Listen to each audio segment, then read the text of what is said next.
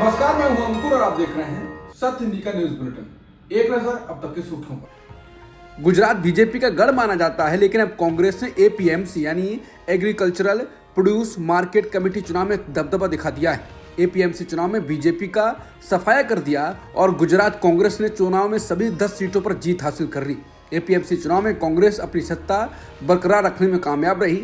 APMC चुनाव में किसान विभाग की 10 सीटों के लिए चुनाव होने थे। एपीएमसी चुनाव में कांग्रेस प्रेरित पैनल के 12 उम्मीदवारों ने अपनी उम्मीदवारी दाखिल की। नामांकन पत्र भरने की अंतिम तारीख पिछले 27 मार्च को थी। 28 मार्च को फॉर्म सत्यापन में 12 फॉर्म स्वीकृत किए गए। आज फॉर्म वापसी के आखिरी दिन 2 उम्मीदवारों ने अपना फॉर्म वापस ले लिया और फिर अपनी उम्मीदवारी वापस लेने वाले कांग्रेस से प्रेरित 10 उम्मीदवारों को निर्विरोध विजेता घोषित कर दिया गया। इस बात की खूब चर्चा हो रही है कि एपीएमसी चुनाव में बीजेपी को एक भी उम्मीदवार नहीं मिला। जीत के बाद कांग्रेस नेता अमित चावड़ा ने अभिनंदन किया। उन्होंने कहा कि भाजपा सरकार की लालच और दबाव की राजनीति के सामने कांग्रेस को जिताने के लिए सभी राजकीय, सामाजिक और सहकार क्षेत्र के आगेवान कार्यकर्ताओं का दिल से धन्यवाद। बता दें, एपीएमसी चुनाव स्थानीय स्तर पर राजनीतिक दलों के लिए अपनी ताकत दिखाने का एक मंच होते हैं। गुजरात में लंबे समय से बीजेपी का दबदबा रहा है और कांग्रेस के लिए ये एक महत्वपूर्ण राजनीतिक संकेत हो सकता है। ये खासकर तब और अहम हो जाता है जब राज्य में 2027 के विधानसभा चुनावों की तैयारियां शुरू हो चुकी हैं। विदेश मंत्रालय ने संसदीय पैनल को सूचित किया है कि वर्तमान में 86 देशों की जेलों में 10,152 भारतीय कैद हैं। विदेश मामलों पर संसदीय स्थायी समिति की मंगलवार को जारी छठी रिपोर्ट के अनुसार चीन, कुवैत, नेपाल, कतर, सऊदी अरब और यूएई सहित 12 देश ऐसे हैं जहां भारतीय कैदियों की संख्या 100 से ज्यादा है। इंडियन एक्सप्रेस की रिपोर्ट के मुताबिक मंगलवार को दोनों सदनों में पेश की गई रिपोर्ट में बताया गया है कि सऊदी अरब और यूएई में विचाराधीन कैदियों सहित सबसे ज्यादा भारतीय जेलों में बंद हैं। ये संख्या 2000 से ज्यादा है। वहीं बहरीन, कुवैत और कतर जैसे दूसरे खाड़ी देशों में भी बड़ी संख्या में भारतीय जेलों में बंद हैं। इन देशों में भारी संख्या में ब्लू कॉलर भारतीय कामगार रहते हैं। इसके अलावा नेपाल में इस समय 1317 भारतीय, जबकि मलेशिया में 338 भारतीय नागरिक जेलों में बंद हैं। चीन की जेलों में 173 भारतीय कैद हैं। वक्फ संशोधन बिल पर केंद्रीय गृह मंत्री अमित शाह ने कहा कि मुझे लगता है कि या तो निर्दोष भाव से या तो राजनीतिक कारणों से ढेर सारी भ्रांतियां सदस्यों के मन में हैं और ढेर सारी भ्रांतियां सदन के माध्यम से देश भर में फैलाने की कोशिश हो रही है। मैं कुछ बातों को स्पष्ट करने का प्रयास करूंगा। गृह मंत्री ने कहा कि वक्फ में कोई गैर इस्लामिक सदस्य आएगा ही नहीं। ये स्पष्टता से समझ लीजिए। ना मुतवल्ली गैर इस्लामिक होगा, ना वाकिफ गैर इस्लामिक होगा। वहाँ कोई प्रावधान नहीं है। जो धार्मिक संस्थाओं का संचालन करते हैं उसमें कोई भी गैर मुस्लिम व्यक्ति रखने का प्रावधान किया भी नहीं है। हम करना भी नहीं चाहते। शाह ने कहा, इसलिए जो बड़े बड़े भाषण करते हैं कि समानता का अधिकार चला गया, 2 धर्मों के बीच समानता नहीं रही, मुसलमानों के धार्मिक अधिकारों के बीच दखल खड़ी हो जाएगी, कुछ नहीं होने वाला है। ये जो भ्रम खड़ा किया जाता है कि ये एक्ट मुस्लिम भाइयों के धार्मिक क्रियाकलापों के अंदर, उनकी दान की संपत्ति के अंदर दखल करने का है, ये बहुत बड़ी भ्रांति फैलाकर अल्पसंख्यकों को डराकर अपना वोट बैंक खड़ा करने के लिए किया जा रहा है। उन्होंने कहा कि कहाँ पर गैर मुस्लिम मेंबर रखे जाएंगे, परिषद में और वक्फ बोर्ड में। उनका काम क्या है? उनका काम धार्मिक क्रियाकलापों को चलाने का नहीं है। उनका काम ये देखना है कि वक्फ बोर्ड का एडमिनिस्ट्रेशन अच्छे से चल रहा है या नहीं। केंद्रीय गृह मंत्री अमित शाह ने आज लोकसभा में कहा कि मैंने अपने मंत्रिमंडलीय सहयोगियों द्वारा पेश किए गए वक्फ विधेयक का पूर्ण समर्थन करता हूं।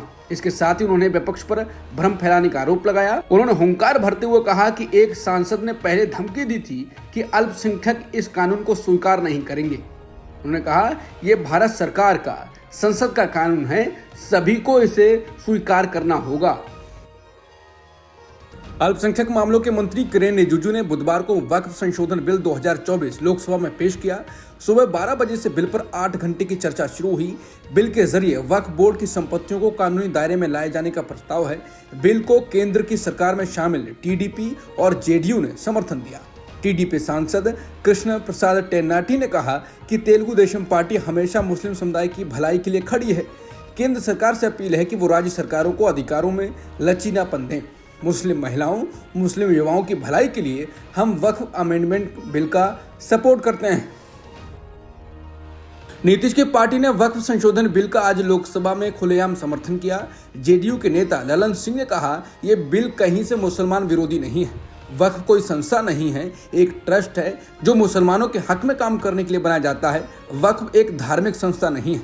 ललन सिंह ने कहा कि आज उसको नैरेटिव बनाया जा रहा है। आप मोदी को कोस रहे हैं, उनका चेहरा पसंद नहीं आ रहा है तो उनका चेहरा मत देखिए। आज मोदी जी ने पारदर्शिता लाने का काम किया है। ललन सिंह ने पीएम मोदी और किरण रिजिजू का बिल लाने के लिए धन्यवाद दिया। नीतीश की पार्टी जेडीयू के नेता ललन सिंह ने लोकसभा में वक्फ बिल पर भाषण दिया। उन्होंने कांग्रेस और विपक्ष पर निशाना साधा और कहा, ये पाप आपका है और आपके पाप को मोदी जी ने चंगुल से निकालकर मुसलमानों की तरफ फेंक दिया है उनका काम करने के लिए। ललन सिंह ने इसके साथ ही वक्फ संशोधन बिल के फायदे गिनाए और कहा कि जेडीयू और नीतीश को आपके सेक्युलर के सर्टिफिकेट की जरूरत नहीं है। आपकी परिभाषा समाज को बांटो और वोट लेकर राज करो की है। नीतीश की परिभाषा है बिना विवाद के हर वर्ग के लिए काम करो। इस दौरान सदन में बैठे बीजेपी के नेता किरण रिजिजू, पीयूष गोयल और राजनाथ सिंह खुश हो रहे थे। ललन सिंह ने कहा कि पसमानदा और गरीब स्तर के मुसलमानों को न्याय देने का काम हो रहा है। इस देश को पसमानदा मुसलमान मोदी के साथ खड़े होंगे। नीतीश के ललन सिंह ने कहा, मोदी जी मुस्लिम विरोधी नहीं है। नीतीश ने जैसे बिहार में सेकुलरिज्म स्थापित किया, मोदी देश भर में सेकुलरिज्म स्थापित कर रहे हैं, हर वर्ग के लिए काम कर रहे हैं।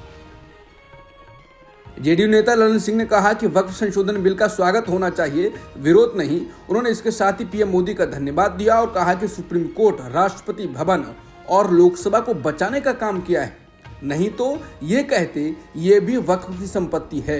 ललन सिंह ने कहा, देश को बचाने के लिए मोदी को धन्यवाद देते हैं, पारदर्शिता लाने के लिए मोदी का धन्यवाद करते हैं। लोकसभा में गृह मंत्री अमित शाह ने विपक्ष पर निशाना साधते हुए कहा कि वक्फ संशोधन बिल को लेकर भ्रम फैलाने की कोशिश की जा रही है। उन्होंने कहा, हम उन संपत्तियों का ही दान कर सकते हैं जो मेरा हो, हम सरकारी संपत्ति का दान नहीं कर सकते हैं। अमित शाह ने कहा कि वक्फ बोर्ड में जो संपत्तियां बेच खाने वाले 100 साल के लिए औने पौने दाम पर किराए पर देने वाले लोग हैं, वक्फ बोर्ड और वक्फ परिषद उन्हें पकड़ने का काम करेगा। ये चाहते हैं कि इनके राज में जो मिलीभगत चलती रही, ये अब नहीं चलेगा। अमित शाह ने कहा कि 2013 का जो संशोधन आया वो नहीं आया होता तो आज ये संशोधन लाने की नौबत नहीं आती। कांग्रेस सरकार ने दिल्ली लुटियंस की 125 संपत्तियां वक्फ को दे दी, उत्तर रेलवे की जमीन वक्फ को दे दी। कांग्रेस नेता गौरव गोगोई ने वक्फ संशोधन बिल पर जो भाषण दिया वो काफी चर्चा में है। उन्होंने कहा, यह विधेयक देश के संघीय ढांचे और अल्पसंख्यकों के अधिकारों पर हमला है। सरकार का उद्देश्य भ्रम फैलाना और समाज को बांटना है। गौरव गोगोई ने सवाल उठाया कि जब ईद के दौरान लोगों को खुले में नमाज पढ़ने की अनुमति नहीं दी गई, तब सरकार ने मुसलमानों के अधिकारों की रक्षा क्यों नहीं की। उन्होंने आरोप लगाया कि बीजेपी अब मुसलमानों की हितैषी बनने की कोशिश कर रही है, लेकिन असल में अल्पसंख्यकों की जमीन पर नजर गड़ाए बैठी है। गौरव गोगोई ने आरोप लगाया कि सरकार जानबूझकर कानूनी विवाद बढ़ाना चाहती है ताकि अल्पसंख्यकों को अलग थलग किया जा सके। गोगोई ने कहा कि 2013 के संशोधन के बाद से हाईकोर्ट की भूमिका स्पष्ट है, लेकिन सरकार इस मुद्दे पर जनता को गुमराह कर रही है। उन्होंने कहा कि जहां बीजेपी की सरकारें हैं, वहां उन्होंने कितनी बार वक्फ से जुड़े मामलों में सेक्शन 97 का इस्तेमाल किया। कांग्रेस के सांसद गौरव गोगोई ने संसद में कहा, ये किस प्रकार का कानून आप बना रहे हैं। उन्होंने कहा कि वक्फ बिल में संशोधन के लिए गठित जेपीसी के दौरान विपक्ष द्वारा सुझाए गए बदलाव खारिज कर दिए गए। उन्होंने कहा, विशेष समाज के लोगों की जमीन पर इनकी नजर है, कल दूसरे समुदाय की जमीन पर इनकी नजर होगी। हम संशोधन के खिलाफ नहीं हैं, जो संशोधन ये लेकर आए हैं उससे और समस्या बढ़ेगी। वहीं बिल को लोकसभा में पेश करते हुए किरण रिजिजू ने कहा, जब हम बिल को सुधार कर ला रहे हैं तो आप इसे संविधान के अनुरूप नहीं बता रहे हैं, तर्क पर बात करो, लेकिन जो बात बिल में नहीं है वो कर रहे हैं। ऐसा करके गुमराह करने का प्रयास कर रहे हैं। सपा अध्यक्ष अखिलेश यादव ने वक्फ संशोधन बिल पर भाषण दिया, लेकिन इस दौरान उन्होंने बीजेपी अध्यक्ष और मोदी को निशाने पर लिया। उन्होंने कहा कि भाजपा में एक मुकाबला चल रहा है कि कौन बड़ा है। जो पार्टी ये कहती हो कि दुनिया की सबसे बड़ी पार्टी है, ये तय नहीं कर पा रही है कि पार्टी का अध्यक्ष कौन होगा। इस पर अमित शाह बोले, सामने जितनी पार्टियां हैं उनका राष्ट्रीय अध्यक्ष सिर्फ 5 लोगों को चुनना है, परिवार को। हमारे यहाँ करोड़ों लोग हैं, हमारे यहाँ अध्यक्ष चुनने में वक्त लगेगा। मैं कहता हूँ आप 25 साल तक अध्यक्ष रहोगे। इसके बाद अखिलेश बोले, अभी जो नागपुर की यात्रा हुई है, गुपचुप तरीके से सोशल मीडिया पर जो बात चल रही है वो 75 साल के एक्सटेंशन की यात्रा तो नहीं है।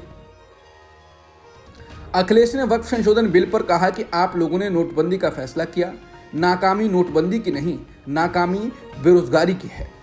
किसानों की आय दोगुनी नहीं कर पाए, गंगा यमुना साफ हो गई, गोद लिए हुए गांव की क्या दुर्दशा है। नाकामी का पर्दा इस बार वक्फ बिल बना है, जिसके लिए फैसला होना है उसकी बात को अहमियत न देना भी नाइंसाफी है। अखिलेश ने कहा कि भाजपा जब भी नया बिल लाती है तो नाकामी छुपाती है। भाजपा वक्फ की जमीन चिन्हित करने की बात कह रही है ताकि महाकुंभ में जो हिंदू मारे गए उन्हें चिन्हित करने की बात पर पर्दा पड़ जाए। सपा प्रवक्ता अमीक जामई ने नीतीश कुमार और चंद्रबाबू नायडू पर निशाना साधा। उन्होंने कहा कि चंद्रबाबू नायडू और नीतीश कुमार ने मुसलमानों की पीठ में छुरा घोंपा है। वक्फ बिल के जरिए ये सरकार मस्जिद, दरगाह और इमाम बाड़ों पर ताला लगाने का काम करेगी। वहीं एआईएमएम प्रमुख और सांसद असदुद्दीन ओवैसी ने कहा है कि मुसलमानों नीतीश कुमार, चंद्रबाबू नायडू, चिराग पासवान और जयंत चौधरी को मुसलमान विरोधी वक्फ बिल पर सरकार का समर्थन करने के लिए उनके राज्यों के अगले चुनाव में सबक सिखाओगे या नहीं। ओवैसी ने कहा कि नीतीश कुमार, चंद्रबाबू नायडू, चिराग पासवान और जयंत चौधरी, याद रखूं, हम कभी भी तुम्हारी इस चीज को माफ नहीं करेंगे। तुम हमारी शरीयत पर हमला करने की इजाजत बीजेपी को दे रहे हो। अगर ये चार बोल दें कि बिल नहीं आना चाहिए तो नहीं आएगा, मगर तुम बीजेपी को इजाजत दे रहे हो मस्जिदों और वक्फ को खत्म करने की। वहीं बिल पेश होने से पहले राज्यसभा के सांसद कपिल सिब्बल ने कहा था कि अगर जेडीयू ने संसद में वक्फ बिल का समर्थन किया तो वह बिहार चुनाव हार जाएगी।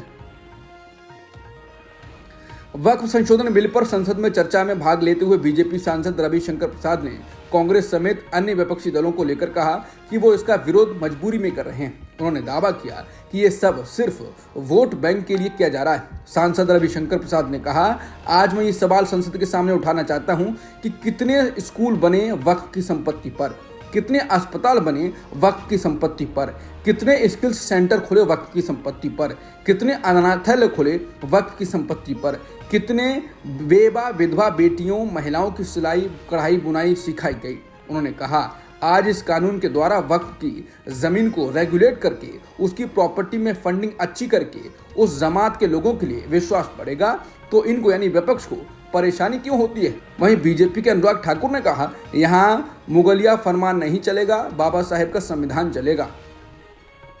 टाइम्स ऑफ इंडिया की रिपोर्ट के मुताबिक कुणाल कामरा का शो अटेंड करने वालों को मुंबई पुलिस नोटिस भेज रही है। अब नई रिपोर्ट के मुताबिक कुणाल कामरा ने अपने दर्शकों से कहा है कि मेरे शो में भाग लेने के कारण आपको जो असुविधा हुई है उसके लिए मैं बहुत खेद व्यक्त करता हूं। दरअसल कुणाल कामरा मामले में नवी मुंबई के बैंकर को पुलिस द्वारा नोटिस भेजे जाने के बाद अपनी यात्रा बीच में ही छोड़कर आनी पड़ी। रिपोर्ट के मुताबिक वो तमिलनाडु और केरल की यात्रा पर गए थे, लेकिन मुंबई पुलिस के सामने पेश होने का नोटिस मिलने के बाद जल्दी लौटने पर मजबूर होना पड़ा। टाइम्स ऑफ इंडिया ने बैंकर के हवाले से बताया कि मैं 21 मार्च को मुंबई से यात्रा के लिए निकला था और मुझे 6 अप्रैल को लौटना था, लेकिन तमिलनाडु में रहने के दौरान पुलिस के बार बार फोन आने के बाद मैं बीच रास्ते से ही लौट आया। जिस अधिकारी ने मुझे फोन किया वो मेरे शहर से बाहर होने की स्थिति को लेकर संशय में था और उसने मेरे खारघर स्थित आवास पर आने की धमकी दी। इस वजह से मुझे अपनी यात्रा बीच में ही रोककर जल्दी लौटना पड़ा। मेरे ये कहने के बावजूद कि मैंने शो के लिए ऑनलाइन टिकट बुक किया था और मेरे पास बुकिंग का सबूत भी है। पुलिस ने कहा, मैंने कामरा द्वारा रिकॉर्ड किए गए वीडियो को एडिट किया होगा। उन्होंने कहा कि कॉमेडियन अपने शो का वीडियो मुझे एडिटिंग के लिए क्यों सौंपेंगे। इस खबर पर कुणाल कामरा ने ट्वीट कर कहा है, मेरे शो में भाग लेने के कारण आपको जो असुविधा हुई उसके लिए मैं बहुत खेद व्यक्त करता हूँ। कृपया मुझे ईमेल करें ताकि मैं भारत में आपकी पसंद के किसी भी जगह पर आपकी अगली छुट्टी को शेड्यूल कर सकूं। हालांकि मंगलवार को मुंबई पुलिस ने कहा कि कामरा के शो के दर्शकों को ऐसा कोई नोटिस जारी नहीं किया गया। पीटीआई की रिपोर्ट के अनुसार एक वरिष्ठ पुलिस अधिकारी ने कहा कि किसी भी दर्शक को पूछताछ के लिए नहीं बुलाया गया है, लेकिन अब लग रहा है कि कहा कुछ और जा रहा है और किया कुछ और जा रहा है। बिहार के पूर्व मुख्यमंत्री लालू प्रसाद यादव की तबीयत में अब सुधार है। बुधवार शाम परिजन उनको लेकर दिल्ली के लिए रवाना हुए। ये जानकारी आरजेडी नेता तेजस्वी यादव ने दी। लालू प्रसाद यादव का ब्लड प्रेशर लो हो रहा था, जिसके बाद उनको पटना स्थित पारस हॉस्पिटल में भर्ती करवाया गया था। लालू यादव की तबीयत को लेकर उनके बेटे और बिहार के पूर्व उप मुख्यमंत्री तेजस्वी यादव ने बयान दिया। तेजस्वी ने बताया कि कई दिनों से उनके कंधे और हाथ पर जख्म था, इस कारण उनको बुखार बना हुआ था। हमने उनकी सेहत पर लगातार नज़र बना रखी थी। जब हमें पता लगा कि उनका ब्लड प्रेशर लो हो रहा है तो हमने डॉक्टर से चर्चा करने के बाद उनको पारस हॉस्पिटल में भर्ती कराया। अब तक की खबरों में इतना ही। बाकी खबरों के लिए बने रहिए सत्यहिंदी.com के साथ।